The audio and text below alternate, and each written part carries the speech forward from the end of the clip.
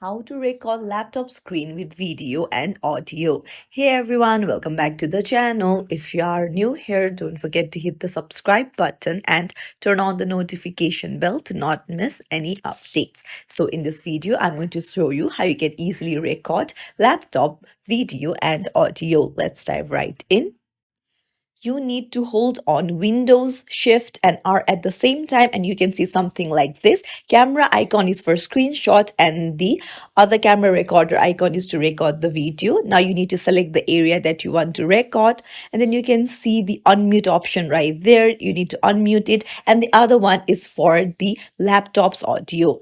And once you start recording, it will just start recording. You can just speak, and if you want to, there is even option to delete the recording, or you can even pause it, and after you're done you can save it. It's really simple, so it will be saved like this.